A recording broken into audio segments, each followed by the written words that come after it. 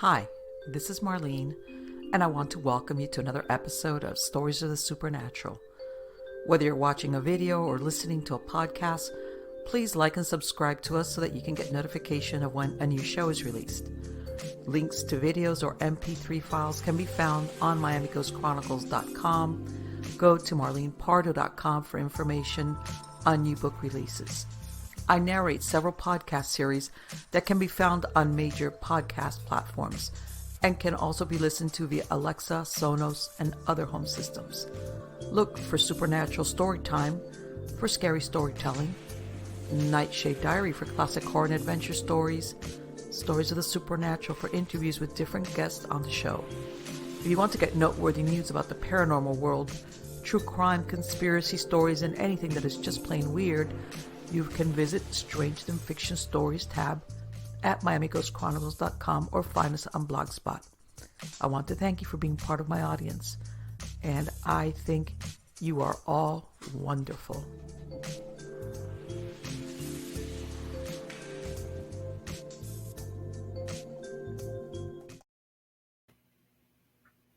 Hi, everybody. This is Marlene with Stories of the Supernatural.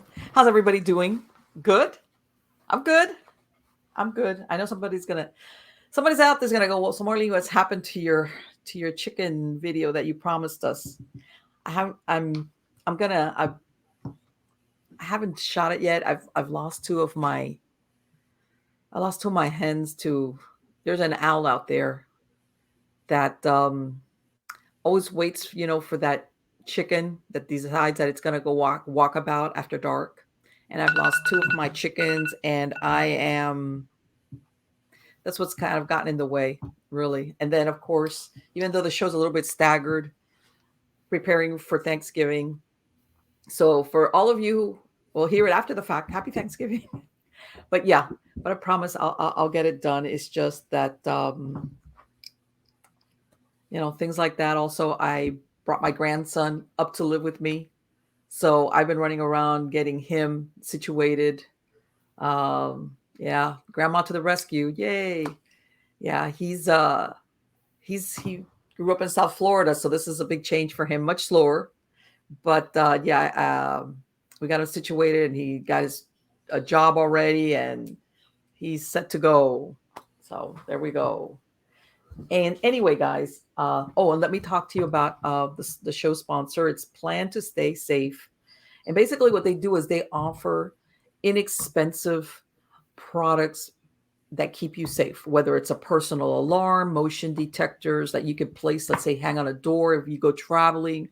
They have keychain, pepper sprays, things that you can carry with you that are inexpensive, and they're non-lethal. And basically, like I said, you could take them, you could have them at home. They also have Wi-Fi cameras that you can switch around, that you can carry with you if you travel, or you have them at home. Nanny cams. They also have a line of hidden cameras.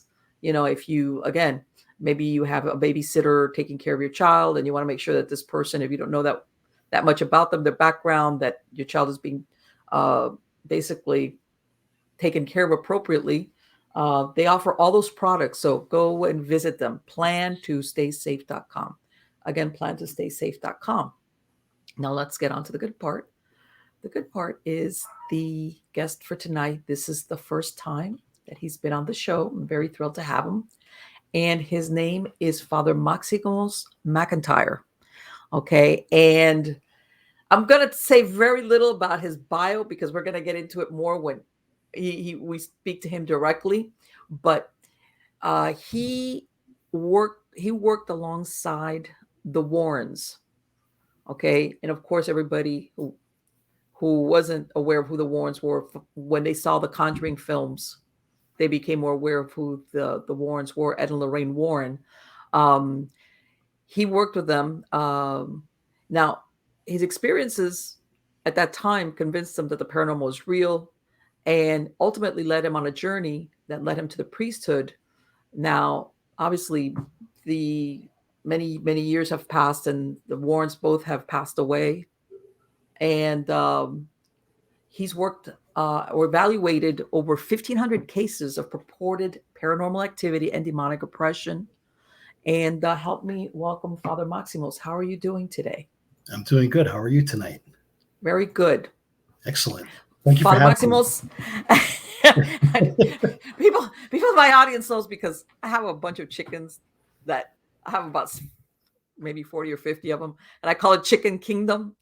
And it's like, everybody follows me where all my things are, and but anyway, I'm going to ask you what I asked all my guests. Of How course. did you end up working with Ed and Lorraine Warren all those Absolutely. years ago? Well, so I first discovered them, it was probably about the 1992 timeframe. Of course, back then, we didn't have the paranormal craze that we have now. But when I was young and I was starting in high school, uh, either yourself or many of your viewers might remember the show called Sightings, Yes, of one of course. the old ghost shows in paranormal and so forth. That's where I first actually discovered them, is seeing some of their casework on that particular show. As a kid, like anytime Unsolved Mysteries, Sightings, any of these shows came on, I was very, very interested. I didn't know if I actually believed in the phenomena and these types of things, but it always appealed to me as a kid. And I remember about the 1992 timeframe, seeing them on particular cases on Sightings. Now, fast forward about 4 years to 1996, and I started college at Western New England College in Springfield, Massachusetts. And like many of the college communities around Halloween time, they have different activities and, their campus resource boards, and they bring in, movie nights and all this stuff. Well, I saw a flyer in the campus activities area saying that they were having ghost hunters coming to speak. And it was a flyer that said Ed and Lorraine Warren. And I recognized the name right away, obviously from the television series and so forth. And I had seen them, I think, over the couple of years, maybe on different programs. I had not read their books at that time, but it fascinated me. So I asked one of my friends, I said, this sounds kind of interesting. We should go to this lecture tonight. And I did. And I was really amazed at the content of their lecture. It wasn't just like a quick presentation. It was probably at least 3 hours. They showed all kinds of pictures. They had some audio files, and they even played some VHS material on a television that they had there. And I was really blown away. I think they were incredible speakers. It was fascinating material. And I kind of left there kind of wanting to know more. I kind of put it on ice. I didn't really do anything with that night. But then about 2 years later, after seeing them again at a lecture, I had switched my major to English literature, and I was doing a lot of writing and trying to write for the school newspaper and other newspapers. And I noticed that they had a bi-monthly journal on the paranormal case studies that they worked on. At first, I simply reached out to them as a writing endeavor, not necessarily to get involved with the casework or anything like that immediately. I didn't expect, honestly, to hear anything back. And I was very surprised when I got a phone call from Lorraine Warren. So Wow. that blew my mind. Okay. I was like, okay, I didn't expect that. I'd sent them in my inquiry and proposal a few writing samples, things like that. She loved them. She consulted with Ed, and they actually invited me down to their home in Monroe, Connecticut to talk about this. I didn't know what to think. I had met them at a lecture. I had gone to the museum in passing once, but I didn't really know them. So I had a chance to actually sit down in their home at this point after the invite and talk about their casework. And, I was very interested as a college student in what they did. And I explained my situation with college, and I'd like to maybe volunteer to do some writing. And Ed, I was very surprised, anticipating me coming down, actually had hand typed on his typewriter a small book proposal. So I Wow. came in the door thinking, well, this is probably just niceties and we're going to talk and maybe nothing will come out of it. To him actually saying, I loved your samples. We're looking to do another book. And I think, you could be the guy to do this.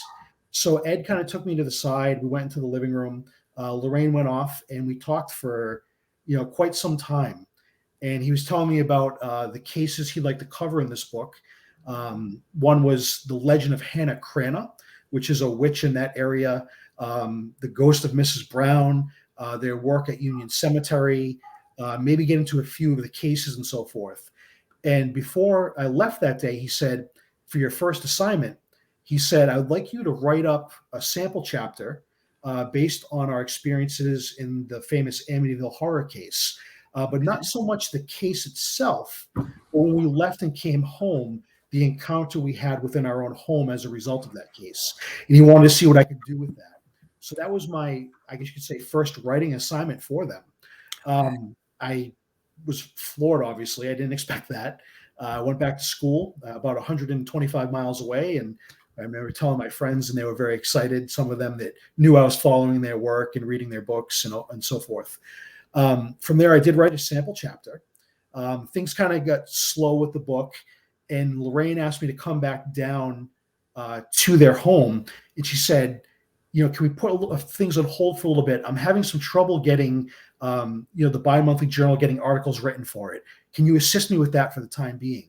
And, we kind of put the book on ice for a little bit. And it was awesome how you got to sit there and go through the case files with Lorraine, look at the photographs, some of the tape recordings, the correspondence, their typed up reports, handwritten letters by families. And they said, why don't you take some of these and write up some, sample little reports and things like this so we can maybe publish in the journal. And that really excited me. I was like, this is awesome. I didn't expect that either. And over the course from probably the last article I wrote was probably 2002. So for about a 4-year period, I submitted a lot of articles. Not all of them were published, of course. There was one journal in 1999. I think every article I wrote. So it was a really interesting experience.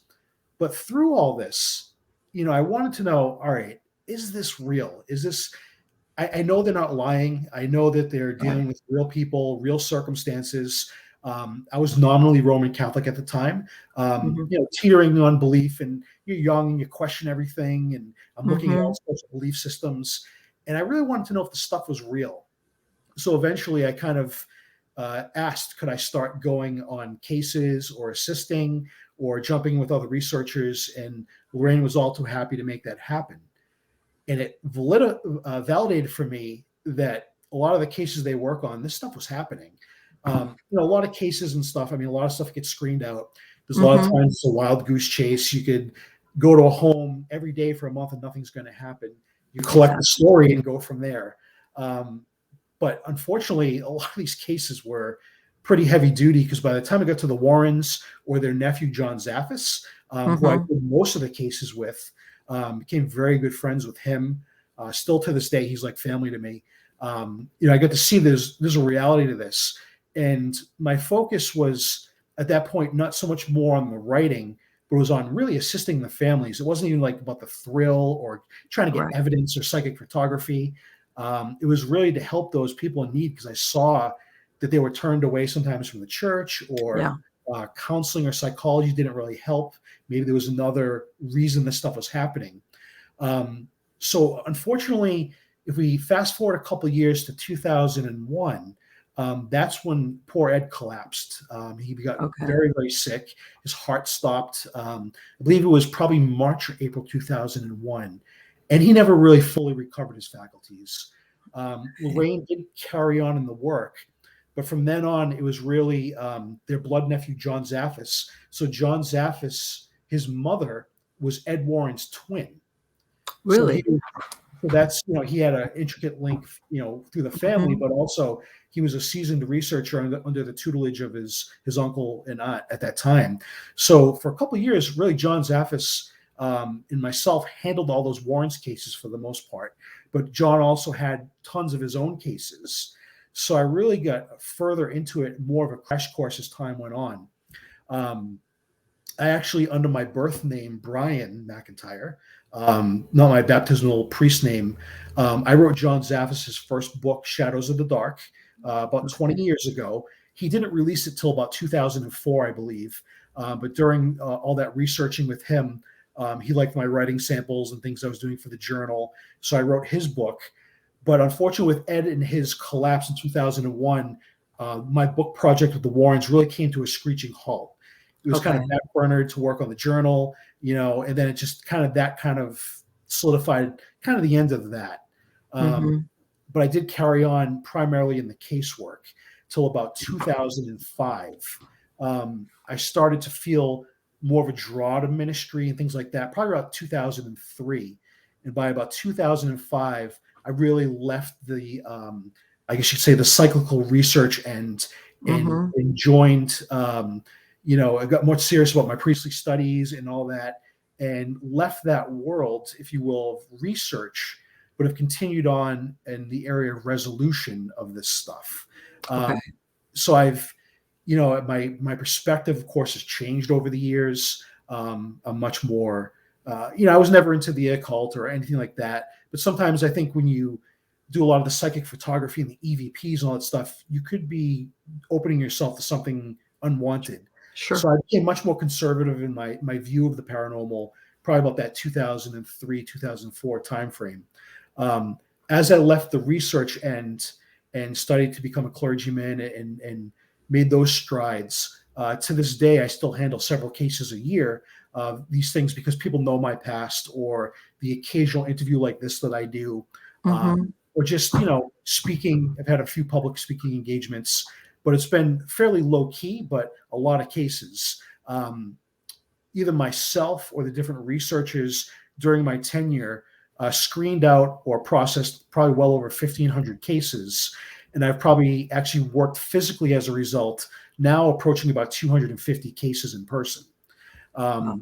So it's still one of those things. I mean, this year it's been pretty quiet, but I've still worked on some cases on rare occasion as a clergyman, not only blessing homes, but you might have to perform exorcism.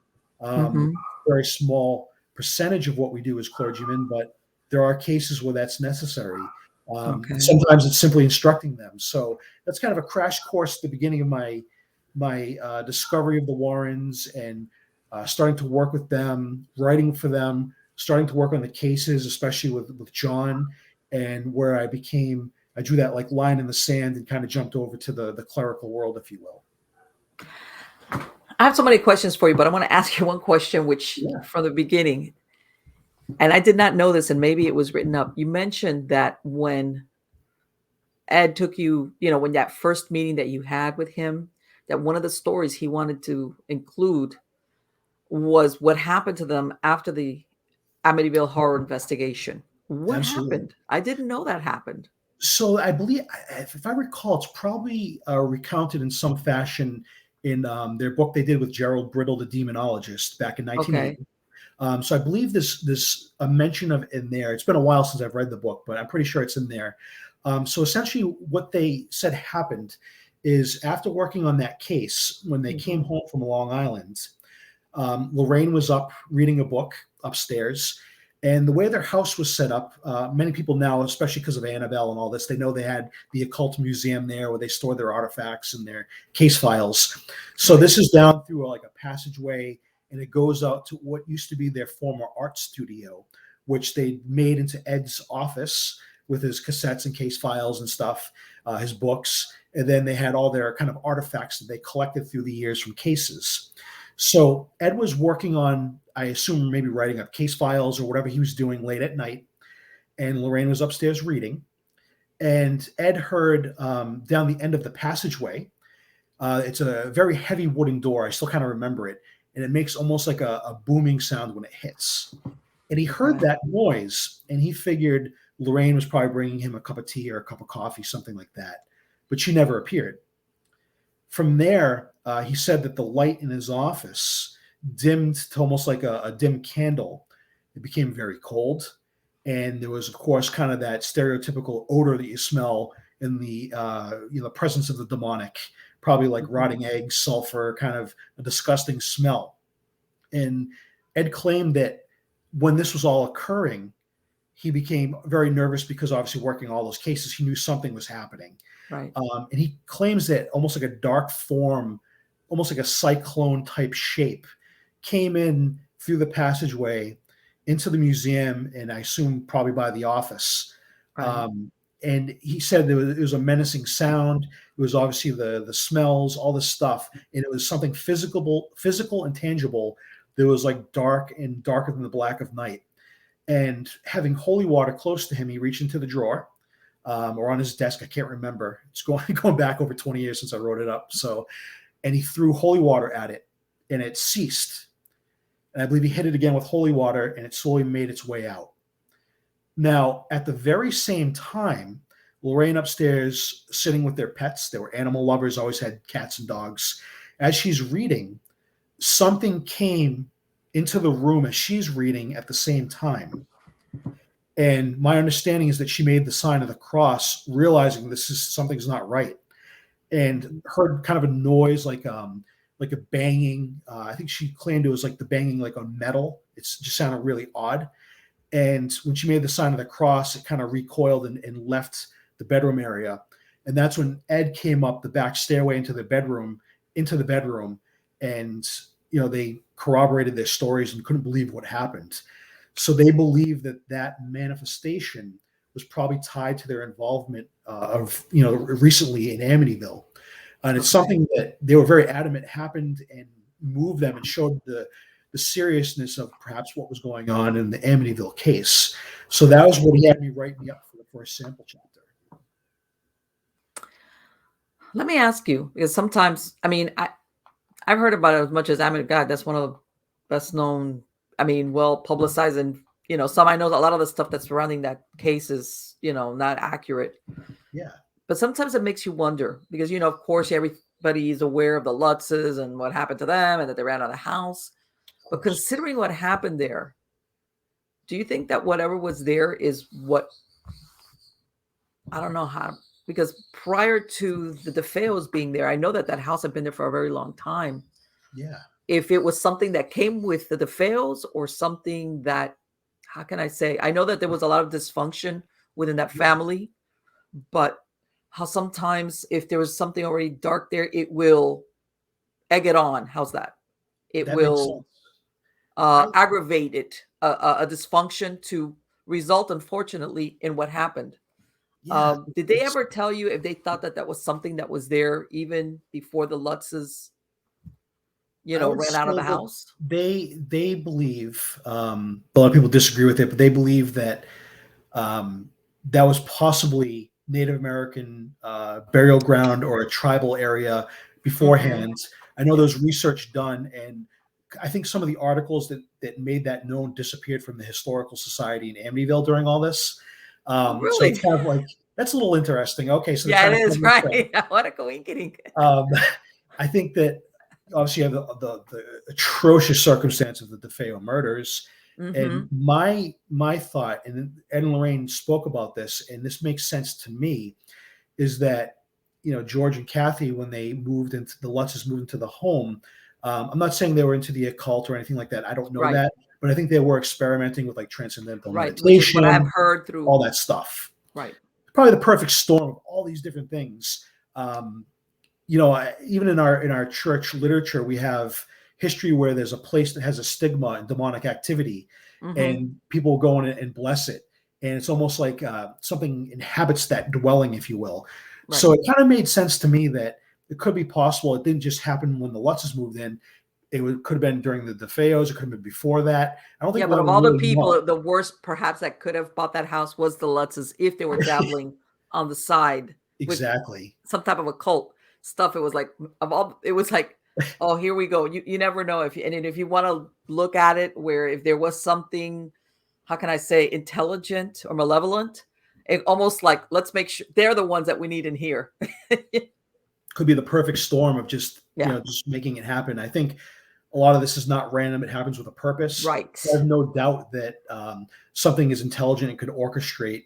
I've always been a little bit personally leery of the Amityville case because of the distortions and in the movie and the books blow things out of proportion, and you have people that are contradicting one another. But for me, what's interesting is the Warrens never told me to fudge anything in writing and make stuff up. Right. They are very honest. I get to look at their case files. I worked on some of their cases where the public will never know about it. It's just kind of like your standard case. And there was never any embellishment or anything like that. I can't speak for Amityville because obviously I don't think I was even born when Amityville hit. I was born in the late 70s. So, I obviously had no involvement with that. But for me, one thing that's interesting is I actually know, you might know the name Laura DiDeo, who's, Yes. Yes. of course, very much involved. She was brought in the Warrens into that case. She was Mhm. involved in the news agency and so forth. I know her personally. We've had dinner, we've had lunch, we've spoken in person, spoken on the phone, and I love her because she's very much like, she could be like a lawyer, a college professor, a psychic researcher, reporter. She's a very dynamic woman, very intelligent, very analytical, and I think she has the ability to see when people are lying or not. Just by interviewing them. And I asked her what she really thought about all this once when we were conversing, and she said, she thinks that something really happened there. She didn't experience anything during that televised, Mhm. seance in the 70s.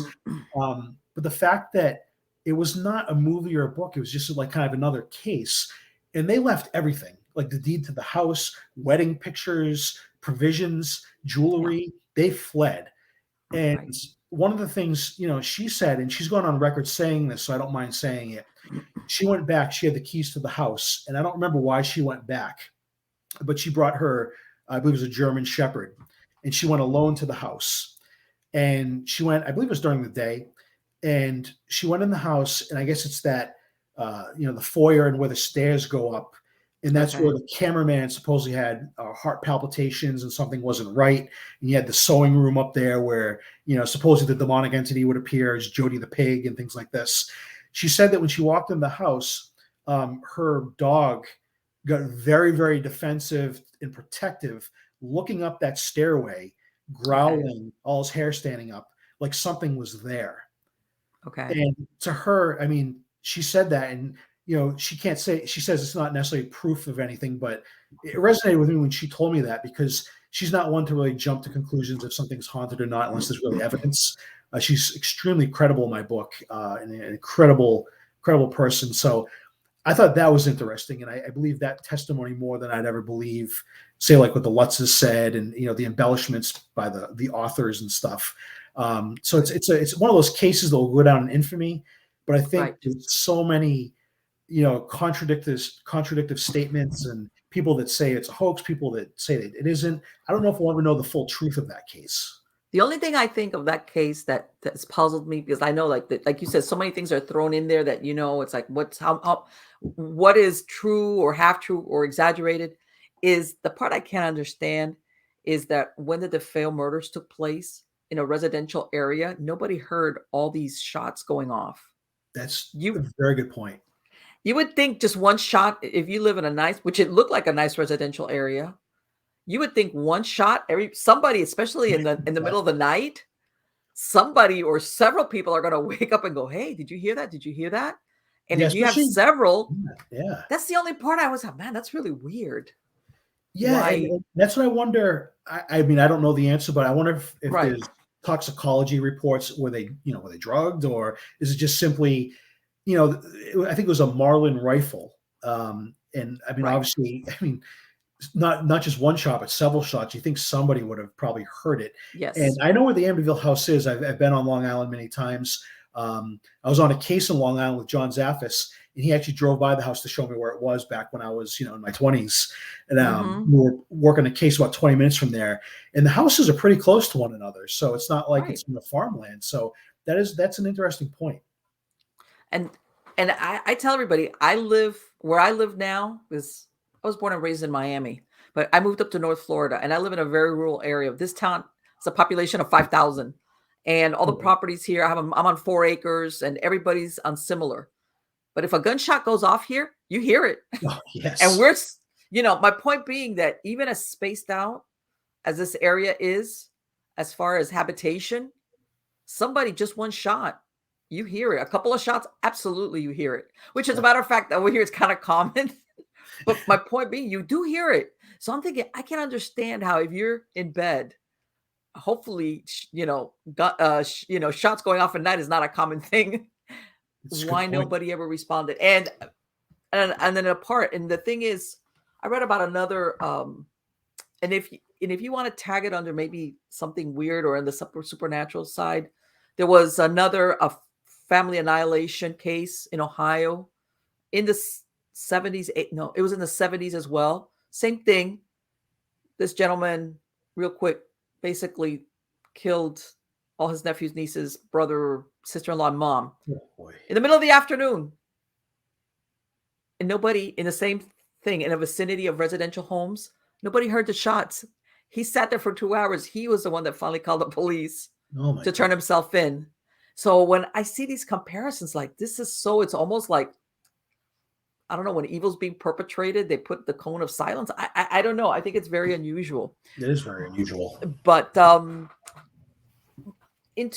I'm going to ask, because I did paranormal investigations back in since the 1990s, and I tell everybody back then, and exactly like what you said, back then, by the time they got around to calling somebody, you could tell these people were like pulling their hair out. They were scared. They didn't know what else to do.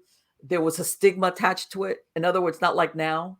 Exactly. I tell everybody now, somebody hears a noise and everybody runs out and sleeps in the car because they're absolutely convinced it's a ghost.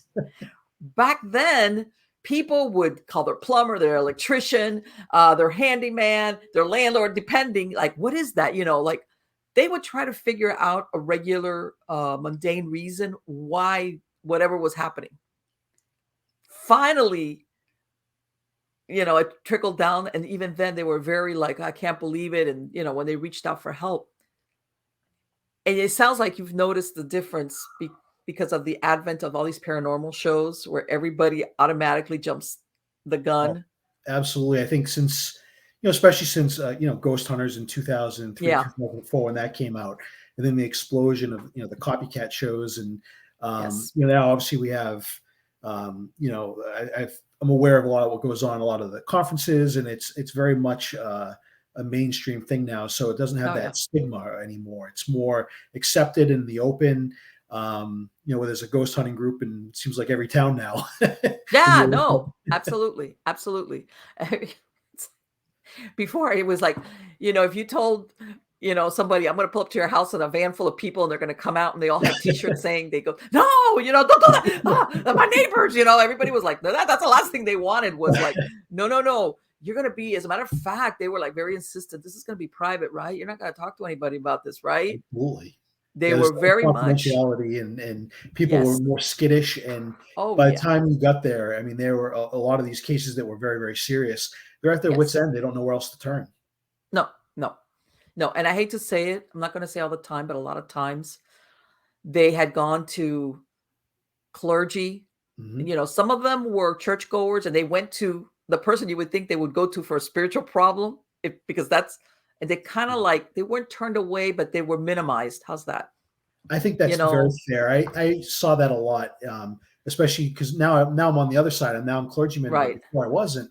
And a lot of those cases where they would turn to their minister, their priest, their rabbi, almost like that clergyman or anybody involved would just kind of shoo them away or say, oh, it's probably psychological, or they were afraid and didn't know what to do. They weren't sure how to even handle it. Yes.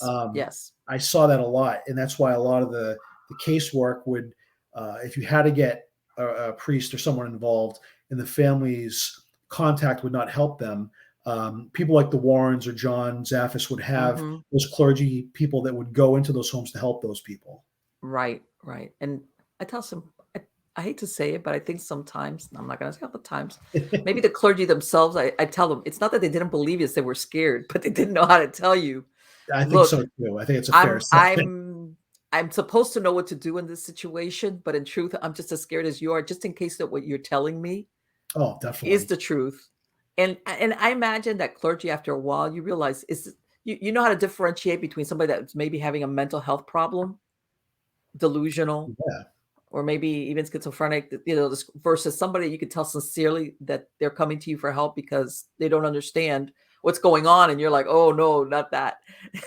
In our faith tradition, the Orthodox Church being really the most ancient of Christian faiths, if you will, tracing it back to Christ himself and the apostles. This is, I don't want to say it's commonplace, but we accept it. We understand that Christ came in our tradition in the first place to defeat the work of the evil one, to defeat the work of the demons, to defeat sin, sickness, and ultimately death. So this is the whole reason why Christ came in the first place. So it makes sense that the church would do work against the evil, because that's what Christ did. That's our commission to spread the good news, the gospel, and this is a part of it. And of course, most people will not have, the paranormal conditions that we see in homes like you see in the movies, but everybody to some degree will have temptations or Yes. Spiritual temptations and things like this. And on occasion, it's not necessarily from the self; it could be thoughts from something that's demonic trying to tempt. The thoughts is probably where most people will have this type of temptation. But yeah, definitely in my work, I've seen those cases where, all right, things are manifesting, things are moving, bureaus, like large objects, and it's dire circumstance for these families. Some of the ones that resonated the most with me is when you have families that perhaps won't even take a shower or go to the bathroom by themselves. They want somebody to stay in there with them. They sleep on mattresses in the living room all together because when they're separated, stuff happens to them individually, and it's terrifying. Yes. Those are the types of cases I saw that I was like, my heart went out to these folks. And I think I really started to see more of the research end as more of like a ministry. And I think it really did push and catapult me into ordained ministry.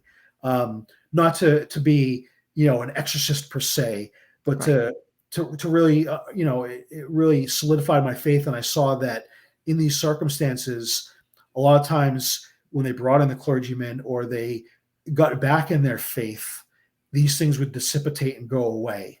And it, in a sense, proved to me that there are truly demonic spirits out there. There's other things, of course, that we don't know what it is. There's, of course, psychological maladies. There's total natural explanations that are being misconstrued as supernatural or preternatural. Of course, there's things that run the gamut.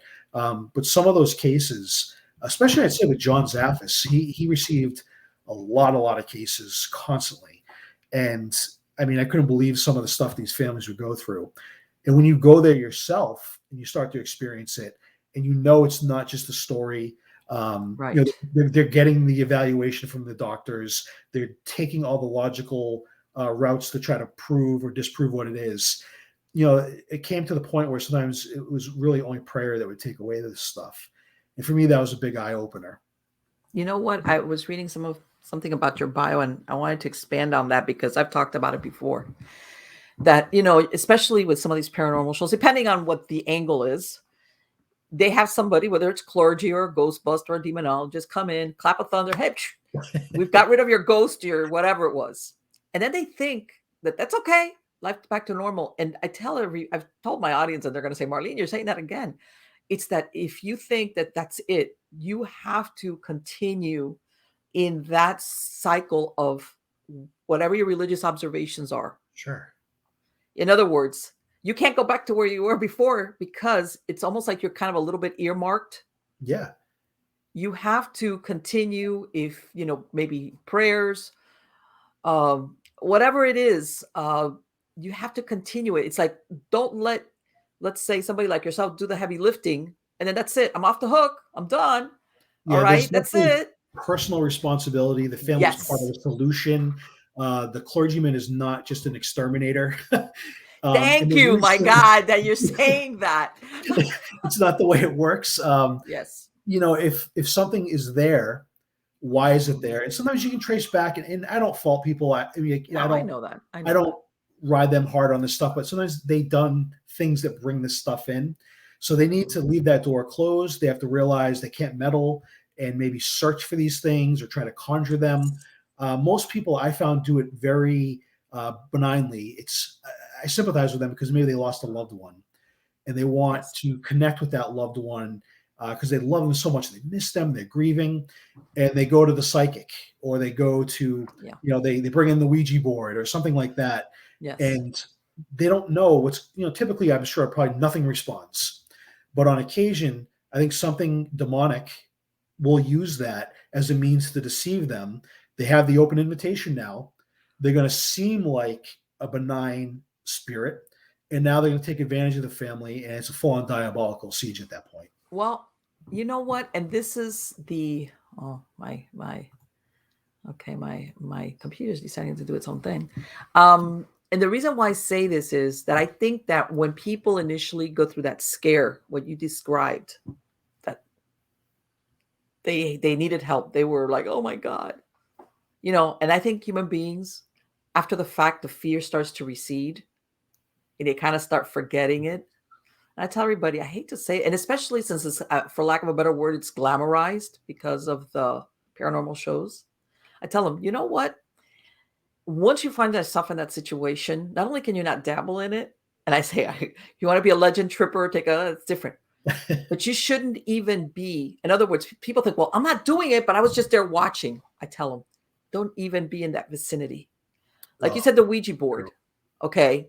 So I wasn't doing the Ouija board. I was just watching them do the Ouija board. It was like once you found yourself in that where you needed some type of intercession from whoever to get rid of what was there, you need to give that whole paranormal thing a wide berth. It's like, sorry, because, and the reason why I'm saying this is now mostly because I was always a freelance investigator. I worked with a research group that worked all of Florida. So I would usually, if they were in South Florida, would go, or if they needed a warm body, somebody, a team member at the last minute said, I can't make it. Sure. And I would step in and I would go. And a lot of times, you always left with the family, like, if you need help, call us back. And even now I get calls from a lot of people that have been around for a long time, consult in the background. And almost undoubtedly, every time they get a call back from a family or a person that they helped months, a year, 2 years before, that something's manifesting, and they kind of dig, like, tell me the truth. Come on, tell me what happened. Where have you been doing? Where have you gone? Inevitably, that is the point of origin of whatever's starting to manifest again. I've found in the casework exactly what you're saying, almost like I see it as they've experienced something. It's perhaps gone, and now there's a void. There's something missing. Yes. And now they, instead of filling it with something like their faith and getting involved with their church and so forth, they go back and try to do something they shouldn't, and it comes back. And there's actually, a scriptural admonition. It's going to bring more back with it. So it's probably going to be more common for the next time. Yes. And I tell people, I mean, if we're going to close that door, if you're going to get counseling, get back into your faith, all these things, you got to let it go. You cannot look back at it. You have to move on, because if not, you're going to open yourself up even probably worse than before. And then it's much more difficult to get rid of it, because like we were mentioning before together, and you hit the nail on the head too, they're part of the solution. The clergy is not an exterminator alone. If they're going to, renege on their end of the bargain here, I mean, it's going to get worse. And it's very, very difficult to convince people, I think, because of what they see on TV, to just let it go. And it's probably one of the biggest struggles now. I've worked on a few cases in the last couple of years that almost that has precisely happened. There was, it's very rare to do exorcism, mostly a house blessing, counseling, things like that. That will usually take care of things if there's an issue. There was actually one case where I was called in to bless the person's home. I got the blessing of my hierarch to do so. Things were very quiet. And precisely what you mentioned, I had to do a little digging because they called back probably 6 months later. And what they had done, and they didn't mean anything by it, but it was the wrong tactic, is that since things were so quiet, they wanted to know for sure if it was gone. So they brought in a ghost hunting team, and then they did EVPs and they did a reading and all this stuff to see if anything was there. And then all of a sudden, boom, almost immediately that next week, they got scratches. They were, it was more intense, and it was very quiet, and there's probably nothing there. But by bringing in these groups to try to verify if something was there or not, they opened the door right back up. Oh, sure. And it got so bad that when I was interviewing this woman through all this, keeping in touch, and we were in person, and we were actually having a cup of coffee, there was weird light anomalies that were happening with the electricity and so forth as we were discussing what she was going through. So I said, all right, I believe there is something going on again. I mean, it's not tons of validation, but it's not too often I sit down randomly with somebody and have this type of phenomenon. Right. Yeah. It's like, So I was like, all right, something to this. And I called my bishop to get a blessing, and where they were being scratched, and there was some almost physical attacks happening, and some of the phenomena was happening in the presence of other people they would invite over the home because they were scared. Wow. I was told, yes, they're not possessed, but they're definitely the target. Please perform an exorcism over them. And I certainly agreed, and I said I think it's probably the right course of action. Now, this person, it's obviously much more easy to work with somebody in your belief system because I could give them Holy Communion, I could do all these things. But when it's kind of outside the belief system, I'm not going to turn people away. I love all folks and I want to help everybody, but I don't have all pieces of the puzzle to necessarily help them. So I was hoping that the exorcism, with the blessing of the bishop, would certainly work. This woman was very unchurched. She didn't really understand. She grew up Protestant but didn't practice. She didn't understand, I was wearing like a stole, had no idea what it was or anything like this. Didn't understand, the table cross that I had standing up and all this. She never heard the prayers before.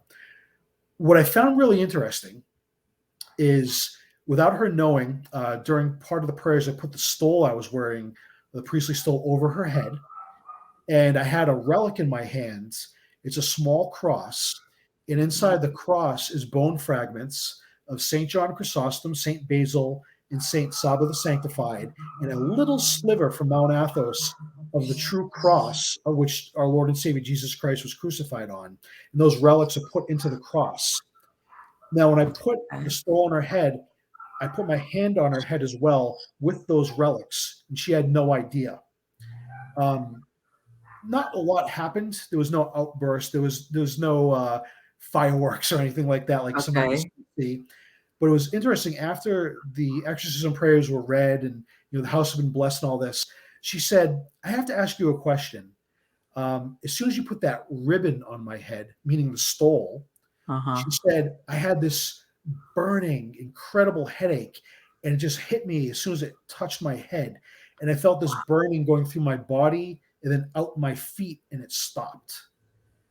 And I had to say to myself, I know I can't really prove either way if that truly happens, empirically with science or anything, but it was a very interesting testimony that she had, not knowing I had the relic and not knowing that this stole is a symbol of the sacred priesthood, and you don't undertake such work without wearing that stole and so forth. So it was a very interesting testimony for me to hear from that person. And then through the follow-up, because you really need to do follow-up on this stuff over the upcoming months, things were very quiet again. And I think I counseled her in a way to gently tell her, please don't bring back in ghost hunters or psychics. And what can happen. And just, you reached out to the church for help. And, of course, we're obliged to help. You can't turn people away. Sure. So it was one of those weird cases where there was a little bit of phenomena that was experienceable by myself or someone else that was there to assist, but it was fairly quiet, and the brunt of phenomena really affected this woman. But I feel so bad for these people, and there's so much misinformation out there. And I'm not trying to sound like I know it all or I'm triumphant. There's so much gray area and stuff I don't understand, but I do believe that the church, because of it's the mystical bride of Christ, has the power to do these things because that's what it's commissioned to do. But when you start bringing in, people that are untrained or people that are self-appointed, or the ghost hunting groups that, some of them are very good and very sincere, but there's also a lot of charlatans or thrill seekers, or they don't know what to do if they encounter a mental health crisis. It's not all these things, and we have to be so careful. And I don't put down anybody, but I just feel that it's very dangerous. I'm not a psychic, I'm not a clairvoyant, I'm not a parapsychologist, I'm not a ghost hunter, I'm a priest. And that's the framework that I only feel comfortable working in, because I believe that they are healed by the power of Christ. And I think a lot of these other things could exacerbate it and make it worse. Especially if there's somebody that doesn't know what they're doing and their heart might be in the right place. That's why I don't want to put them down, but they could stir up something there and even be affected themselves. I mean, I've seen ghost hunters and ghost hunting groups that have gotten over their head, and now they're affected. So it's just a scary thing. I think when we delve into the subtle realm of psychic energies, it's very dangerous. I tell people to just stay away from it.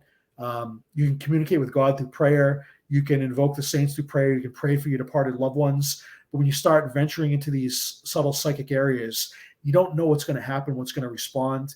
And I feel it's very, very psychologically and spiritually dangerous. Let me ask you, and I know you mentioned something was, like I said, I read, but I'm going to ask your opinion on this. You know, in some of these shows, I don't know whether it's for the excitement factor, they do what they call either confrontation or provocation. Oh boy, yes. I've told my audience, and there you go, she goes here, she goes again. I go, do you realize that, especially if you're talking a non-human entity, that's equivalent to an invitation? Absolutely. It's like you really don't know what you're provoking. You're provoking what's there, and you're opening yourself up to some type of attack. Yes. You don't have the spiritual authority to be doing that, yes. So something could respond and be very difficult to get rid of in your own life, of course. I tell everybody, I go, you know, and I tell, because, you know, people say, you know, everybody wants to join these ghost hunting groups and paranormal groups. And I say, you know, you should always look for somebody that's been established for a while, and, you know, and you've got a team leader and they've got rules. And I said, these things, I go, especially men, I'm going to put it on the men because they do that. I go, you know, you might go to a case where there's a supposedly they've identified who the ghost is, but you really don't know if there's a level of non-human entity there that's in the background, waiting for somebody to do something stupid like that to provoke it or confront it or say, well, hey, you know, have you seen, why don't you come and do that to me, or some little, and it's like, oh, and I said, that's when you hear these ghost hunters go back home and then everything unravels for them because they laid out the welcome mat. Yeah, they treat it like almost like a zoo or an aquarium where you can look in, but you don't think it's going to be able to get out.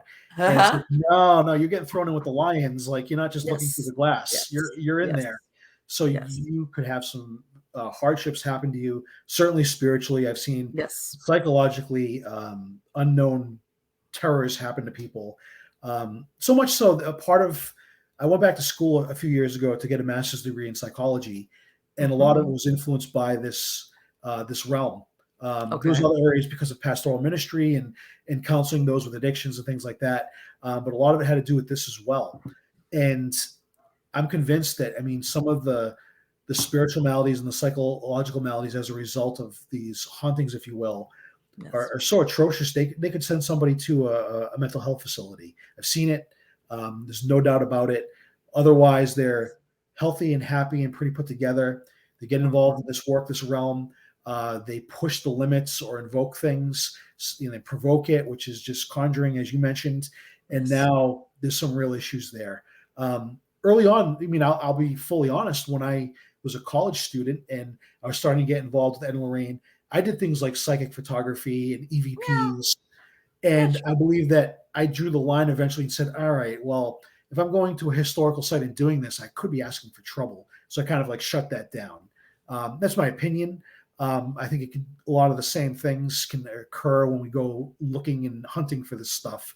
And I think that's why a lot of people see it as a hobby, if you will, or they're curious, or they're trying to make sense of, you know, the world they live in. I get it. Or they're looking to see if there's proof of the afterlife, but then they bite off more they can chew, and something could respond that's not human.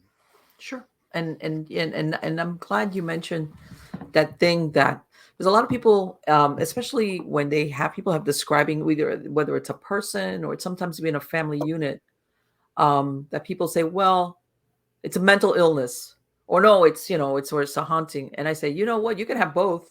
Exactly. You can have both things. One thing doesn't exclude the other. No, you could have a person there with mental illness untreated, where maybe what's there is even aggravating the symptoms. It doesn't mean that one, it doesn't mean they can't have the other. Sometimes it makes it worse. And as far as even when you're a paranormal investigator, you got to be really careful. This is personal safety tip. Yeah. Don't worry about the ghost. You might have to worry about your client, because one of the cases I worked on in Massachusetts a couple of years back had both kind of tied in together. Okay. So I think this will be hopefully a good example of what you're talking about. I want to build upon that because it's totally true. I think we have that false dichotomy that it's one or the other, and it's not necessarily. It could be both. Mm-hmm. I was called into a home where, admittedly, the father did have some mental health issues. Right. But the interesting thing is, even when he was not home, there was weird things the rest of the family would experience. And he was saying there was, a ghost there or something to this effect. And they were kind of passing off at first, well, Dad does have some issues. He, had some diagnoses at that time. But when he was not there, stuff would still happen. Now, unbeknownst to the mother and father, the children there, the two boys did play with a Ouija board. They had all this kind of stuff going on. And the poor man did have a pretty major mental health crisis and claimed he was being victimized by this thing, whatever it is in the home. And he was actually institutionalized. Okay. I was called in at that point, and I was a little reluctant when I was hearing the story. In my head, I said, all right, this is probably just a mental health issue, but I still want to comfort the family and hear what they have to say. And what was interesting, they said, can you take this Ouija board out of here and dispose of it for us? And I said, of course. I threw holy water on it, and I got rid of it for them. And they asked if I could come back and bless the home for them. And I obliged, and I said, look, I don't know exactly what's going on here. I don't want to feed into it. This could be just a mental health crisis, but it is always a good idea to bless the home. The home is to be our little church. So I had no problem with that after I got a blessing. Now, this is where it got a little creepy. So as this father of the family was institutionalized, the day I was coming to bless the home, so he's not in the home. He has no idea all this transpired. When the wife went to visit him that day, he knew that a priest was coming to bless the home because they told him. There you go. It's in plural. So when that was relayed to me, when I came to do the blessing, I said, all right, this man clearly has mental health issues, but there's definitely a spiritual component here. And whatever he was experiencing could very well be real. And the family's also claiming to experience things. And now we kind of have that once again, it's not empirical truth or anything, but we have that weird thing here that he doesn't know who I am or I'm coming to the home. He's, 30 miles away, unfortunately, in a lockup facility for 30 days, trying to get these things under control. Yet he knows a priest is coming to bless the home because they told him. And I said, okay, I think this is a legitimate case at this point. Yeah. Oh boy, both issues going on here. This is not one or the other. There's clearly both going on here. It's just an awful thing to see and see the, obviously, the family's so stressed out because the father, of course, is sure that in itself is very difficult. Very difficult. And then you have this back end problem where there's something there that I don't know why it was there. I don't know if it was necessarily invoked because of the Ouija board. Was it already there? Was it something that was attacking the father because he was weakened because of his illness? Sure. We don't really know. He made a good target. Yeah, be a great target. That's his weakness in his armor. Sure. And, stuff like that you see when you work in the trenches, as you would know since you've been involved. And things like that, I know a lot of the naysayers and the skeptics and stuff will put it to bed and say, well, that's not evidence. But these are the things that you find a lot on cases where, they're not weird coincidences, or there's these things that happen that are kind of, how do you explain them, I guess? Right. Exactly. And I don't know if you've heard of him. His name is Dr. Gallagher. Yes. And he mentions how at the very beginning, when he got involved as a psychiatrist, strictly as a psychiatrist, basically to diagnose, if this person really needed an exorcism through the church, or was this just a very mentally ill person? And he describes where at the beginning, some of these patients or that he was examining, they had personal knowledge about him. He says that there's no way this person could know this about him, his personal life. He says, I know for a fact there's no way that this person I'm examining on behalf of the church could have that knowledge. And he says that was one of the first things that it's like you can't rationalize that, like what you just described. How does this person have this knowledge? Especially it might be mentally ill, but when he started, especially because he's been doing that for many, many years. Yeah. It's before Google. It's before like people can, really actively look up stuff. So, right. That is things like that when they have this knowledge, this unknown knowledge. Yeah, it's Right. very, very creepy. I mean, Yeah. It is. oh, It is. Like that's what he was saying. And back then he said it was like personal stuff. Even if there was yeah. a Google, it was stuff that somebody tells you something like nobody knows that, whatever. It was things like that that it was like made him pause and question like, okay, especially at the beginning when he wasn't so sure about, you know, when you come from the medical Yeah, field where everything is strictly science exactly. and you're thinking this is just a case of somebody with untreated mental illness, maybe schizophrenia, who knows, and whatever. But that's the thing that I get a lot of people that sometimes will contact me, and I tell them I tell them one time I was interviewing a young man. He had put a group together in Washington State, and they went to one of those old asylums, the ones that they get bought over and people have tours and things like that. But they're supposedly very haunted old building. And the owner allowed their group just to go in there by themselves. And he said on the top floor was where they kept the really violently patients. This was the ones that they could never let out. And supposedly him and another investigator had gone up there, and there had been sightings supposedly of a tall shadow man, whatever. And he did that provocation thing. Oh no. He says he saw something like a very tall shadow at the end of the long hallway. And he did that provocation thing. All right. He said that when they got back, it just so happened that where they were staying, they didn't stay in a hotel, they camped out. First thing he'd find out, a good majority of the material had not been recorded, whether it was recordings or film. Mhm. Something, all of a sudden, all their electronic stuff, cameras, nothing had recorded. Okay, so they had to go back and tell this person, hey, look, the owner that had allowed them, most of our material has disappeared. He said after that, the group broke up. This is, he gave me a more detailed. He ended up going into a deep depression that took him 18 months to get out of. Oh my All goodness. right. One of the members died. I can't remember, but some weird because they were all young. They weren't like nobody was elderly. And he said, and the group broke up like, everybody at each other's throat. And I remember when I interviewed him, he had finally come out of it. And I asked him, are you going to go back to it? He goes, well, I'm still thinking about it. I'm not sure, but that taught me very well never ever to do that, because he says that it was right after that everything just fell apart for that group on a personal level and on a group level. So that's why I mentioned that, as far as that sometimes people to get, I don't know, more excitement. And I had a guest, my God, I can't remember his name, is Ed. God, he wrote a book and he made a very good analogy. He says sometimes when people do, whether it's Ouija or spirit communication, they really don't know what they're doing. He goes, just imagine you get a cell phone and you throw it in a prison yard. Who do you think is going to be the one that gets that phone? It's going to be the baddest, meanest guy in there. Yeah, that's a good point. Just think of it that way. I go, boy, that's a really good example. I get it. I get it. When you get like, hey, I want to open up communication, is like, who's on the other end of that? But let me ask you something, Father Maximos, for people that I speak, because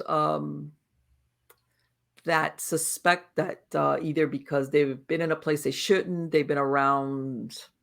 But sometimes, like I say, you know how the collateral damage, the innocent bystander, you're in a group, you go Sure. somewhere, you witness something, you're around somebody doing something. Is there something that people can do, like I want to say like a preventative, or if they start feeling that weird, I'm getting, whether it's nightmares, that I'm getting watched, the weird noises. Yeah, it's tough, but I always tell people, especially if they're thinking they're having some type of experience. Mm-hmm. Obviously, I come from a certain tradition, so I'm going to Right. emphasize more of that. But I truly believe that the Holy Trinity is our God. Make the sign of the cross. Ask for the help of the assistance of God, the help of one's guardian angel, things like this. Call Mm-hmm. upon the Mother of God, the Holy Theotokos, for protection. Those are the things that make the evil one tremble. Okay. I don't think we can will these things away by ourselves. I don't think we Mm-hmm. can use, folk magic, things like this. I think there's true darkness and there's true light, and I really believe Yes. that true light is the light of Christ, and this is what dissipates that darkness. Um, Yes. that's one of the reasons now I've never been a big proponent of really doing shows, but I'm doing more now. Mm-hmm. 'Cause I feel as a clergyman, there's not enough of us talking about this, Yes. and I want to be honest with people and tell them there's kind of three things there. So to warn them not to meddle in this stuff, first of all. Mm-hmm. Second, if there is issues, hopefully to help them get an avenue for help. And third of Mm-hmm. all, is to take this light of Christ that I've found, the pearl of great price, and bring it into this darkness, bring it into this chaos of this, the paranormal world, if you will. We see certainly there are some clergy that talk in these particular areas, but not enough. And I think a lot of them are unfortunately charlatans, self-appointed, getting on the TV shows, all that kind of Right. stuff. And they don't have. I'm nothing special. I'm just a mere man, but I have the apostolic authority given to me by the bishop to partake in helping people, where someone Mm-hmm. else might call themselves a clergyman because we live in the land of the free. We can practice religious uh, face whatever we want because of the greatness that we have here, Mm-hmm. but it's still self-appointed.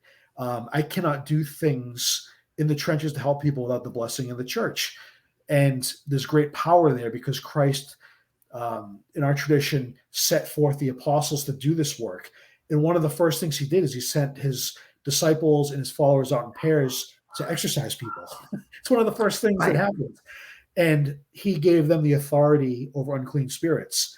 And we carry that on to this day. What most people don't realize is that when someone is baptized into the church, there's exorcism prayers, ancient ones that are read over that person. Mm-hmm. So everyone that is Mm-hmm. baptized essentially has received an exorcism.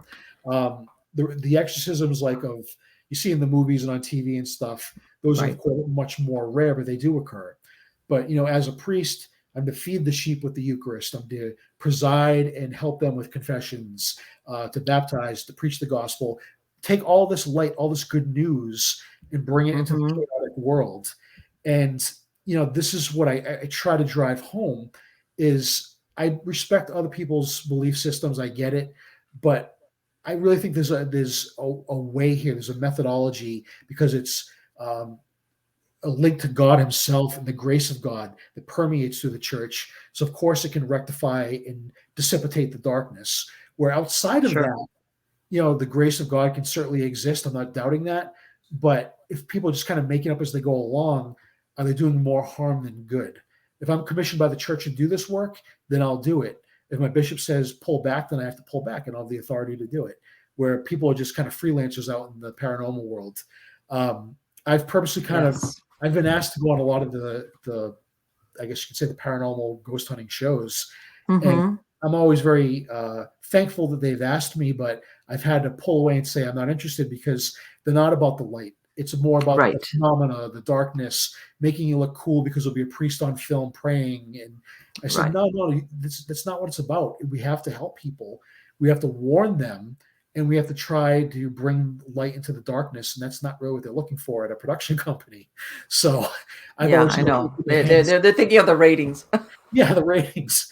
So and I and and find and I conversations like totally this agree with you. I helpful. totally agree with you. I totally agree with you. And and I'm gonna say that I've said it before. I said, contrary to what you see in these shows or in the movies, okay, when you're talking something truly malevolent, okay, because I know sometimes you will go to a place and it's just what I call regular dead people. It's a ghost, maybe somebody's trapped, whatever. Or if you're talking something really malevolent, I go, what it seeks is the corruption of the human soul. And it's got Absolutely. time on its side.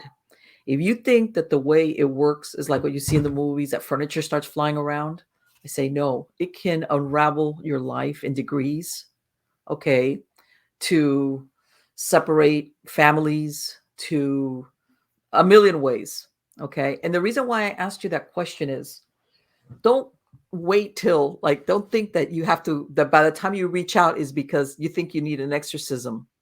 I think Exactly. that people need to reach out when they first start realizing something's going on, whether it's continuous nightmares, obsessive thoughts that they think aren't theirs, oppression, something. Don't let it go like totally out of control before you can go and seek help from a clergy, somebody. And you tell them, and hopefully, you're going to get the right person on the other end, that you tell them, look, I'm experiencing something unusual.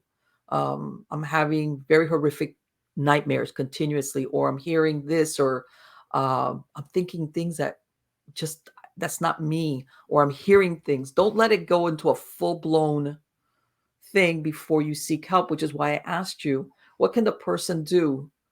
Um, don't let it get out of control, spiral out of control, if that's what it ends up being. Because Yeah. sometimes I've heard of people that have endured years of things happening to them and in their home or with their families before they actually get to the point of getting intercession from a priest or anybody. Like you said, it could be any denomination.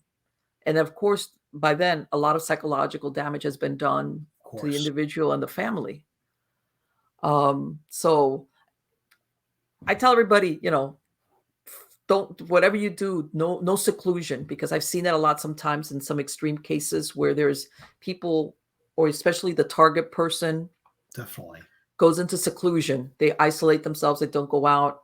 Sometimes they're the only ones that for some reason experience it. So even their own family member sometimes starts disbelieving them. And I go, it's like that division and conquer mentality. And a lot of people, and I would wish if you can talk to it, a lot of people sometimes think that something like this can be so manipulative. And I beg to differ. I think that if we're talking here, something truly evil as an intelligent, it can manipulate family members or certain things to isolate one member away from the rest of the family. Have you I come would across that? I would say, yeah, because I think it kind of starts more on the level probably of like almost like an oppression, something more Yes. lower level than, it's hard to categorize the stuff, but almost there's different tiers, whether it's oppression, obsession, possession. And it Mm-hmm. seems to take perhaps gradual steps, maybe not Yes. all at once. So I think it does, if it's targeting one person, if not the whole family, it does have to isolate them. It has to, people in the family think that person is crazy or they're making it up. Yes. Because if it happens to everybody in the family, then it's kind of out in the open, and they would know there's something more to it. Where if it targets one person, it can break them down. I think to the point where it really wants to influence them to self harm, or Yes. something like we see on rare occasion, like possession, Mm-hmm. which I believe I've only seen twice, but Right. it definitely is a real phenomena. And to seek the spiritual ruin of that person. That's what it does. Mm-hmm. That's its whole mo in this world, is Yes. to seek after people and cause ruin and destruction of the human soul. So I have no doubt that it can isolate. And let's just face it. I mean, especially if we're very skeptical. If you can imagine, if you had, say, a brother or sister, and they're claiming to have these things, Right. we're probably going to say, oh, they're just being crazy. They're looking for attention, whatever it is. Right. That's going to further isolate them, where this thing's going to attack them more and relegate them more to a spiritual battle that is very difficult to overcome. So, I have no doubt I've seen that in cases. If it is one person that's targeted, it's often very, very difficult to figure out if it's a true case or not, especially Mm-hmm. if the first one or two times you consult or go to see them, there's not the phenomena. So all I can really do is just kind of document it and then see what happens from there. I never mind praying over anybody or praying for them, Yes. no matter what, because whether they're physically, mentally, or spiritually ill, our Right. first recourse is prayer. So that's not a big deal. Mm-hmm. But at the same time, it's very difficult in some cases to figure out what is going on and why that person is being isolated. But often, more times than not, as the case goes on, like you were mentioning, where people let it linger and go for a long time, I think Mm-hmm. others will start to experience it, because Sure. that's when the phenomena physically might happen. And now you're going to start getting the witnesses, but it's so bold at that point and so ingrained in that person, and that person is so broken down, almost like Mm-hmm. it's taunting them, like it doesn't have to hide anymore. It can just do its thing, Yes. which Yes. is completely frightening.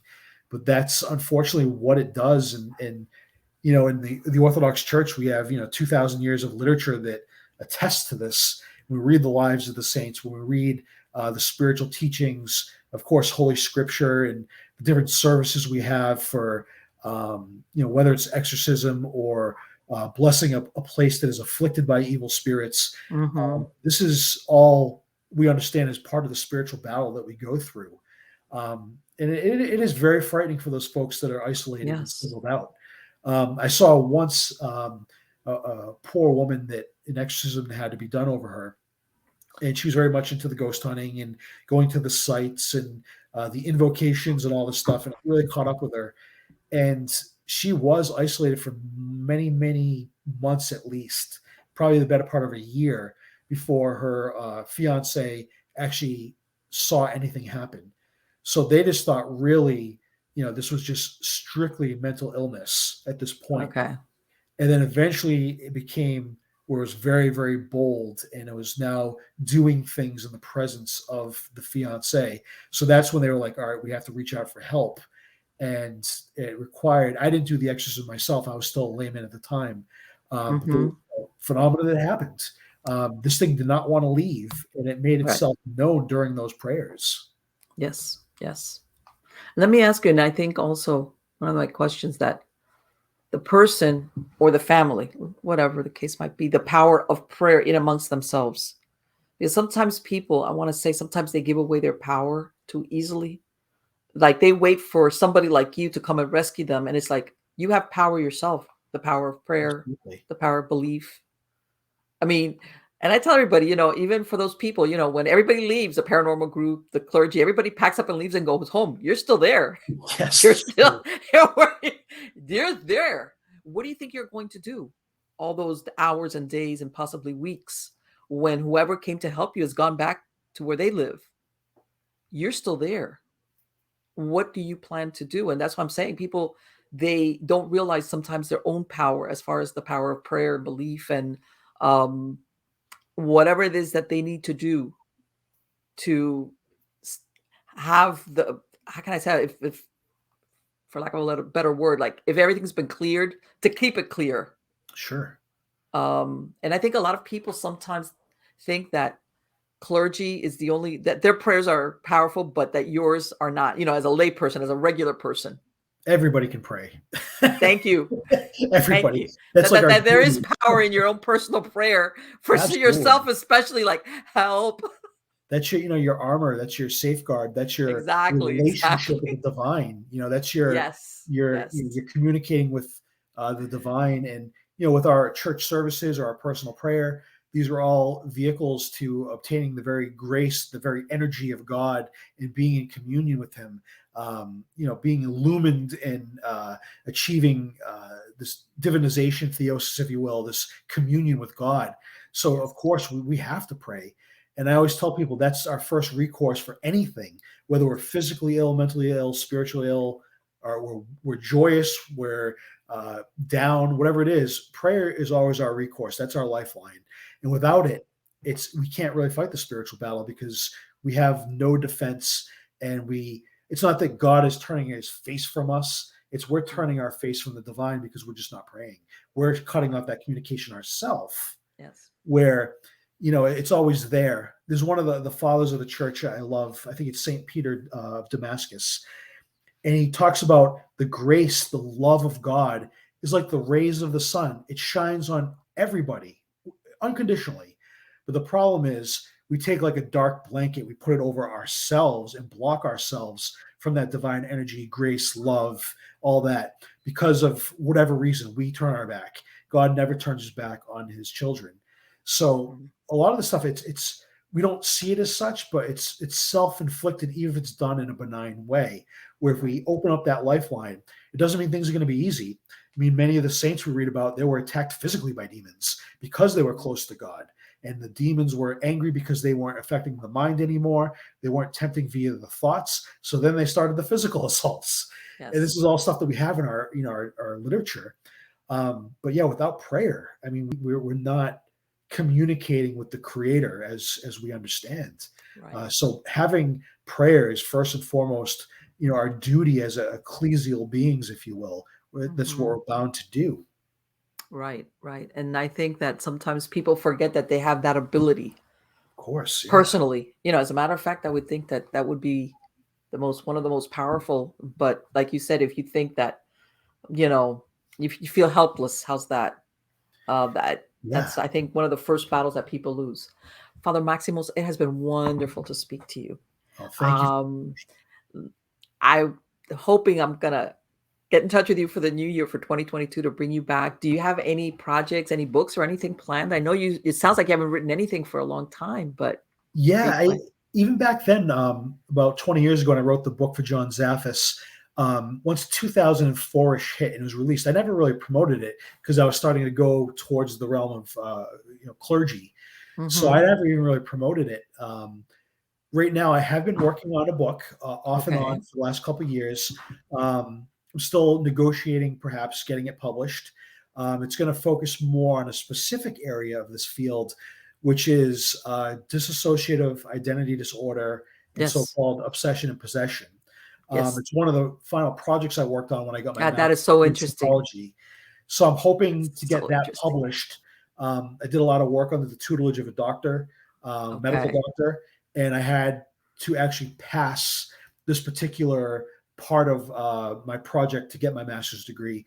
And now I've like taken it and I've built upon it so I can hopefully make it into a coherent book. Because I feel that mental health providers don't obviously Mhm. realize the importance of spirituality, but I also realize that sometimes clergymen deny the existence of mental illness. So it's kind of like a Mhm. two-way street that needs to be bridged right there. So I've been working on Yes. that. I do have a few other projects, hopefully something more out in the open, but I can't really say right now. Kind of some Okay. negotiations.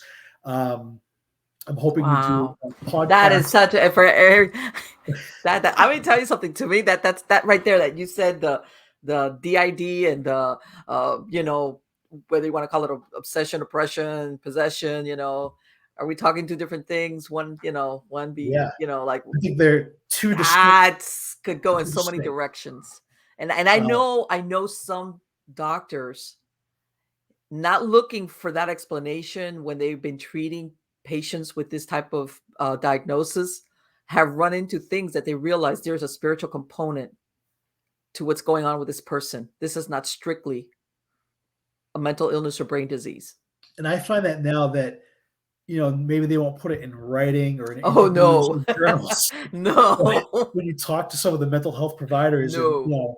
they'll open up a little bit. I had a Yes, they professor will. that opened up and told me a little bit um, how they thought it was so interesting that I was a Yes. priest and I was studying psychology, and one of the things they were serving as a tutor on was a paper I was writing kind of on this topic, and they kind of opened up a little bit, and they Yes. only had really one encounter in the clinical session, if you will, but it kind Mhm. of let them realize that, okay, maybe there's more to this, and maybe I shouldn't be such an egghead and deny the spirituality end of it, Yes. Right. and realize that life is a little more complex than we think. Right.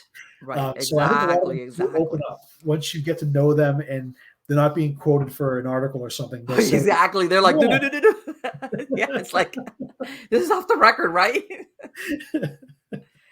Yeah, and I hate to say it, but it is what it is.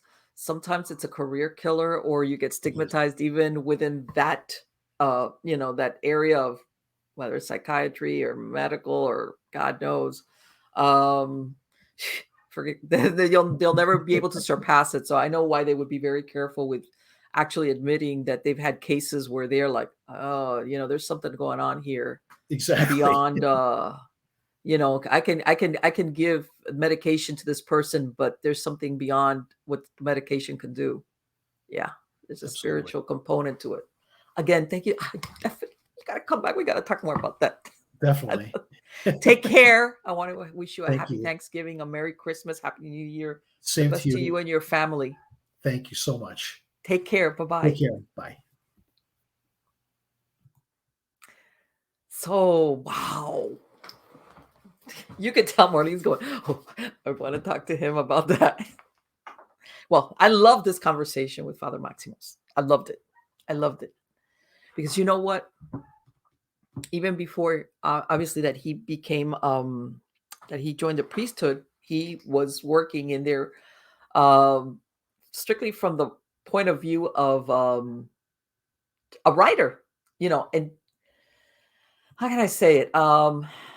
he was, how can I say, he went in there, like he said, not to prove or disprove. It was just to collect information, to it kind of like it went from a college newsletter proposal to a full-blown, possibly writing a book, to going on cases, to getting to know Ed and Lorraine Warren firsthand.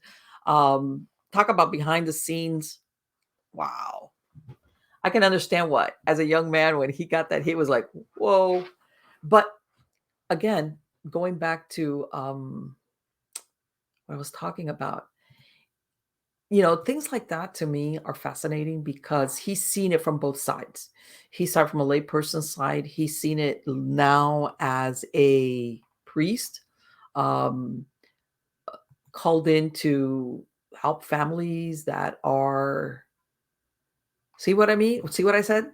When he meant when people are really, really um, scared that they have something genuine, or they believe there's something genuinely supernatural or going on, they are really serious about this. This to them is not like a game or, hey, can I appear on a show? Blah, blah, blah. No, when people are really, really scared, when something's really happening in their home to all of them or one of them or something, they're like, man, I just need help. Because a lot of them, believe it or not, besides um, stress of that kind, can do terrible things to your mental health. I mean, not as this, but because if you're a rational person, you're trying to square this. You're trying to figure it out. Like how, and you know what? Sometimes people know why this happened.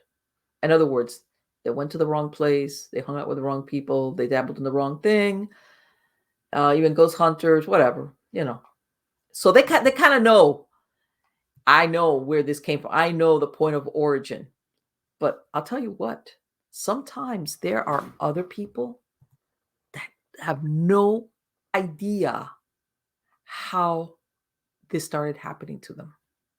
All right. Sometimes it's okay, they moved into a new place. Okay. They could think that the traditional, I moved into a haunted house kind of thing. But you know what? You have other people who have been living in that same location for many, many years. They never had a problem before. Nothing. They haven't dabbled or done anything uh, in anything. I haven't been to the wrong place. I haven't been working around with a Ouija board. I haven't, all the usual rundown of what did you do, and then things start happening. And sometimes the sources are, I'm sure you've had. I'm sure if anybody has watched some of these paranormal shows, God knows there's a lot of them. You'll have people that will curse a family, curse the land, put stuff in there in the location. There are some dark magical practices where basically you use the soul of a dead or discarnate person. By the way, we're not talking somebody's dead and went to heaven kind of. No, we're talking here that somebody that's gotten lost from after their death, whether they realize that they're dead or they're just caught in between. And basically they use the spirit as an emissary of destruction, as a form of a curse. Okay. That sometimes might be a source. I've heard of that. I've run across cases like that. Sometimes there's a lot of point of origins of these things happening, or why they start to invade that area. Okay. And that's why I asked them, don't wait. If you're that person or family or whoever that feels that first twinge of what's going on, like, in other words, you've ruled out, my imagination is running away with me, whatever the case might be, don't wait till it's a full-blown cockafest before you reach out for help. And everybody knows I wrote that book, Supernatural. Supernatural Safety, a paranormal DIY book. And in it, I explain there's a lot you can do by yourself. Okay. Whether it's because, what everybody thinks of the clergy, I need an exorcism. Okay. You want to start with a house blessing? In other words, don't let it snowball. You do have power. You are powerful in things that you can do to safeguard yourself and your home, your spirituality, your safety, that you don't have to wait till, hey, you know what? I think that I might be oppressed or obsessed, or somebody in my family is being affected. Um, sometimes there's a target person, sometimes there isn't.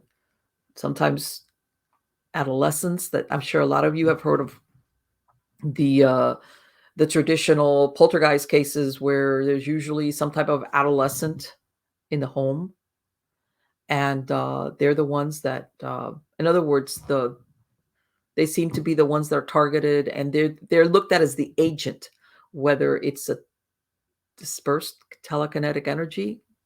Okay. But in other words, that's why I asked him that. What can people do that don't wait till everything is coming apart? And the reason why I say this is I've gotten investigations where when you start talking to this family, sometimes weird stuff had been going on for years. And sometimes they kind of got a hold of somebody because things, for some reason, for the last couple of months had accelerated, had ramped up. But then when you ask them, like, when did you first notice, or when, and they'll say, well, you know what, a few years ago, this happened. And you're like, a few years ago? Yeah, a few years ago. And this, and that. And you're like, okay. So don't wait for that to happen. Um, I mean, by this I mean don't think that everything weird it's a ghost or something like that. But if you start feeling it and you pray, whatever your religious belief is, that there's a lot that you can do on your own before you say, I need to get exorcised, or somebody in my family needs to get an exorcism. Okay, because again, and I'm glad he mentioned it, a possession is a rare thing. All right. A possession is a rare thing. There's a lot of things that go on before that um I want to say, you know what, that a lot of times it's almost like a fine line that you walk. It's between, do I let my imagination run away with me and assume that everything is a ghost or whatever, or demon or whatever? No, no, no, no, no, no. But the flip side of that is that sometimes this disbelief in the power of God, of the divine, like he said, our power as children of God, of the divine, whatever. I don't, whatever, however you want to call it. Okay. The creator, that we have, that it's almost like we're very dismissive of it. And the flip side of that is that whether you want to think of evil as in the traditional, the devil, the pitchfork, and the hell and all that, okay, it doesn't have to be, but that there are things that are evil. Yes, I think there are. I think that there is the if you want to call it the yin and the yang, the opposites of good and evil. And I know that sounds like, wow, Marlene, but why not? All right. And that you would think, well, because sometimes you will see historically, or even in present day, I mean, you just have to read the headlines, people that do evil for the sake of doing evil. There's no reason for it, because sometimes, let's say, I want to say one of the most profound evil there is killing another human being. But okay, sometimes you see that murders occur, um, love, revenge, passion, hatred, bullying, um, even greed, money. I want what this person has, or whatever. There's whatever the reason is. It's a dark reason, but it happens. But then you see where there's evil done just for the sake of evil. All right. Which a lot of times occurs, sometimes stranger on stranger. There's no connection. There's no love, no obsession, no hatred, no friendship that went south. There's nothing to be gained monetarily, no revenge. You did me wrong or somebody and I'm out to get you. None of that exists. None of that. There's no passion there. So you could say, well, this person did this murder or this killing for that reason. It's just evil for the sake of evil. Some people could say, well, you know what, that person's mentally ill. Okay, yeah, you could have somebody that maybe's got a severe mental illness that's untreated and does horrific things. I've seen that. I mean, as a matter of fact, some of the very horrific murders are committed by somebody that's profoundly disturbed. But there's a lot of other things that are done by what I call sane people. Some people would say, well, by the very fact that they committed that act, I would term them insane. But I think there's a lot of them running around, okay, that are sane. They know perfectly well the difference between right and wrong, and they do evil for the sake of evil. And if you want to say, well, what spurs them on? What feeds their soul by committing these acts? For me, that begs the question that there is evil that exists outside of us as when we end up doing horrible things. Okay. I've said, sometimes it's a corruption of the human soul that you could say, well, why, Marlene? And so you know what? Sometimes we can say why, and we'll never really get a good, viable answer or explanation to that question. Why do something bad? Why cause agony? Why cause anguish? Why cause sadness versus making people happy? Why does that feed the soul of a person to do that rather than make people or humanity happy? Whatever you want to say, and whether it's an individual or a group of people or the humanity at large. Why one thing versus the other? I don't know. I just don't know. I wish I did know. But that in some cases, there is, and I guess my point being that for all the, and I know in a lot of these paranormal shows, of course, having just a genuine, regular dead person is not exciting enough. So everything's got to go demonic or whatever. It's like, I don't think it's that common, but at the same time, it's like they've kind of glamorized it, almost the appeal of the forbidden. Like, wow, if you're going to get haunted, let's go for the big guns, man. That must be so exciting. Maybe I'll get a show to come out and film me. And people don't realize what they're asking for. It's like I pointed what I was talking about with Father Maximos. When everybody picks up their whatever they've got, their cameras, their microphones, their computers, their laptops, all their stuff, and leave and go home. If you've conjured something, asked for something, invited something because you thought it was exciting, and then you're left there in that space, I guarantee you're going to come to, if it's genuine, you're going to come to regret that desire very quickly. That thing about be careful what you ask for. And you can say, well, what's the worst that can happen? I'll just move. Yeah, you could if you can. And you better cross your fingers that whatever it is not attached to you or your family. Because I did investigations like that before. The people were not only moving out, they were moving out of the state. They were leaving to another state. And you know what they called us for? They called us to make sure that whatever it was didn't follow them. Okay. And you know what they told me the first tip off they got? They said that when they bought this house, the property, they said that the property owners, they said that, left angels, ceramic angels, statues of angels, things of angels everywhere, the garden inside, they left it behind. They took all their furniture, But the house was plastered with angels of every form, size, and you would think, well, you know what? If you're if you're into collecting angels, you would just take your angels with you, or give them away, or donate them, or sell them on have a big garage sale. Hey, if you're into angels, I got plenty of it. They said they left everything, and that later on, the real estate agent told them this after the fact. Says that she goes over there, and she, by the way, the real estate agent was Jewish, and his family was Christian. And before they went to the closing, they pulled her into a prayer circle. They kind of like said, no, you're going to do this prayer with us. And they had this big prayer going on about that, about the closing and about this. But she later on told them it was like almost like a prayer of desperation. And then later on, of course, his new family, which is the one we came at the tail end when they were moving out, they kind of started putting two and two together after the fact of whatever was there had been there before. All right.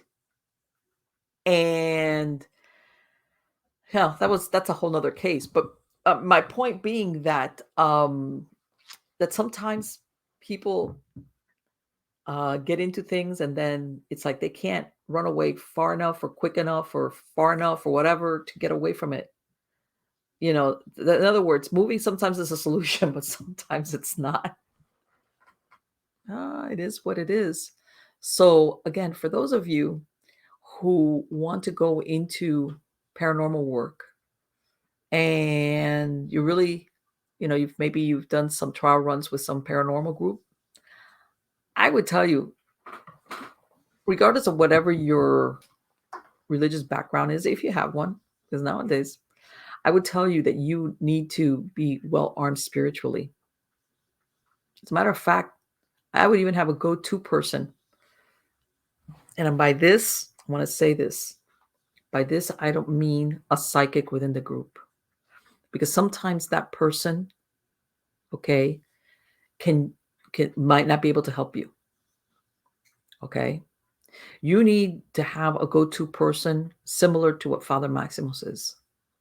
Besides the fact that you've got some type of spiritual armor on, all right?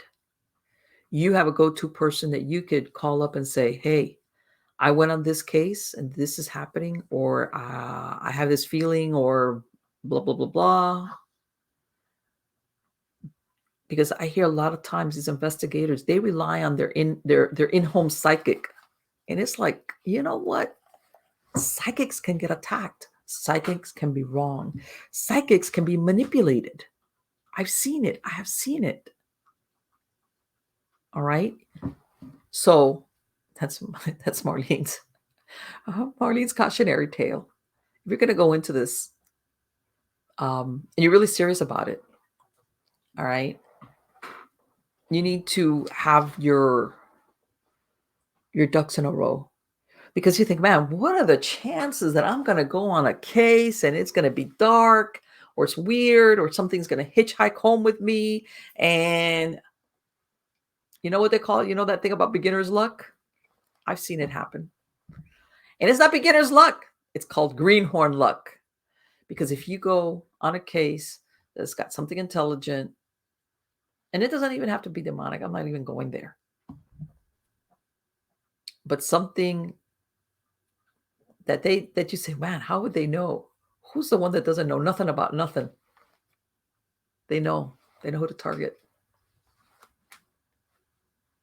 It happens again. This thing that sometimes they're tied to a certain place. Forget that. Throw that out the window. All right. Just the very fact sometimes that a group is going in to investigate a location, whether it's historical or a home or whatever, you are putting out an all points bulletin for any free floating discarnate to show up. All right. So that's why I laugh when people start getting all these things and they're like, well, it's grandpa, it's Uncle Jed, it's the guy that got killed on the corner. It's like, you don't know. So when you're out there trying to communicate, whether it's an EVP, record them and everything, everybody, every discarnate that wants to be acknowledged, that's probably coming in because some, if not all of you guys, have some type of light on that can see them, hear them, something, or that they could, they're coming in like, when you do a paranormal investigation. Don't ever think that you're going to be limited to. And by the way, you could go to a location that's got nothing, but the very fact that you are opening up communications or hoping to communicate, you will bring them in. You will bring them in. And a lot of people don't realize that there's a lot of people, dead people, how's that are confused. They're scared. They might not be aware that they're dead. They suspect they're dead, but it's almost like maybe they died suddenly, or they're scared of the afterlife, or they didn't even think there was an afterlife. And here they are. And they just want somebody to tell them it's a bad dream or whatever. Hey, it could be a million things. Okay. That happens.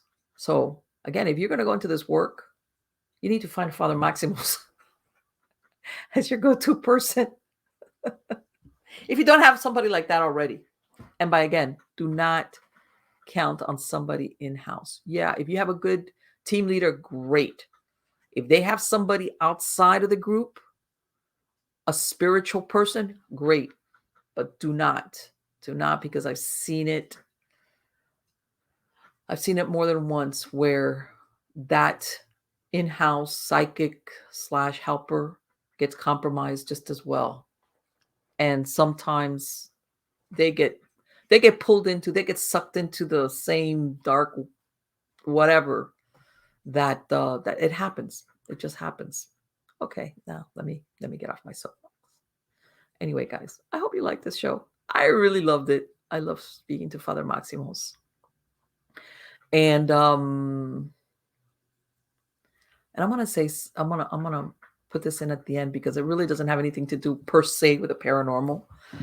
But you know what? I think that a lot of times we think of evil or bad things happening or supernatural things happening as only in the setting of a paranormal investigation, a haunted house, an asylum, the haunted prison, all these things.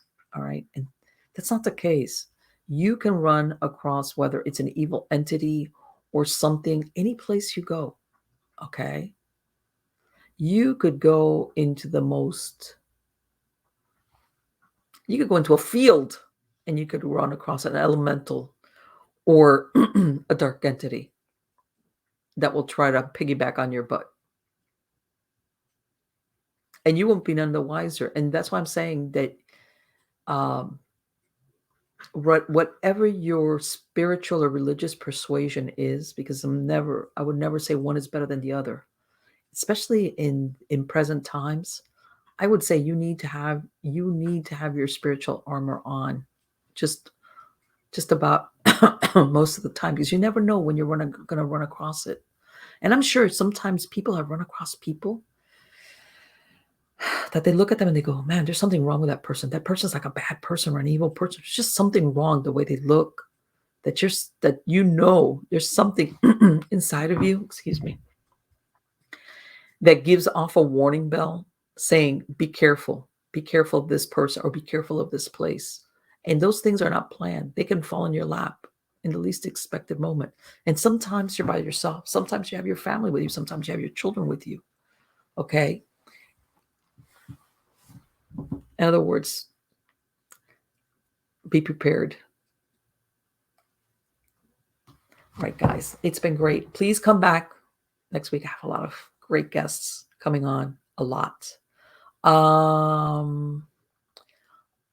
Like I said, I'll probably the last 2 weeks of December, I don't schedule any guests. Let me see what I do, pre-record something, because it's just too crazy. My schedule, people are enjoying their holidays and spending it hopefully with friends and family and having a good time, keeping their fingers crossed that 2022 is going to be a good year, better year,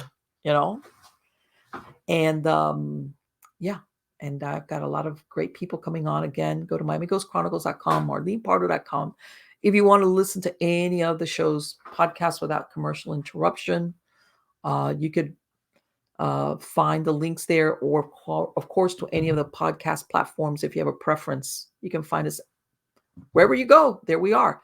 Not only do I have the videos on YouTube, I have the same videos on Rumble, on BitChute. I'm all over the place. Okay. So again, guys, take care. You're all absolutely wonderful.